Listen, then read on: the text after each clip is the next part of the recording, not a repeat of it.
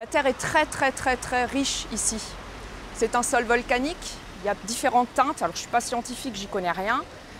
Mais en ayant un tout petit peu de recul, comme on a fait tout le jardin, on se rend compte que tout pousse de manière richissime.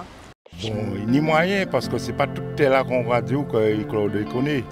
Au moins comme ça, on dit 5 hectares de terre, mais on fait analyse là et puis pas que l'on déconne. Tout ça on a produit ici, parce que on fait test là.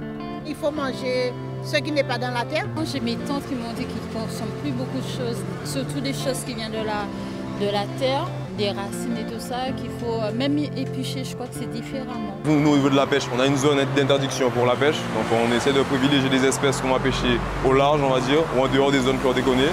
Et pour tout ce qui est de l'alimentation, c'est-à-dire des fruits et des légumes, on a des zones bien sensibles, on va dire, et on sait bien comment s'organiser. Il est tout à fait possible de s'alimenter sainement en Guadeloupe. Il y a quelques points de vigilance à avoir pour consommer local et préserver sa santé. Par exemple, quand je pêche. Si je pêche, je suis vigilant des zones d'interdiction de pêche et là, il s'agit de pêcher hors de ces zones afin de limiter les risques d'exposition à la chlordécone, tant quand c'est de la pêche en mer ou de la pêche en rivière. C'est intéressant d'être en proximité et de s'approvisionner auprès des producteurs ou encore dans des marchés qui vont être des marchés contrôlés par les services de l'État.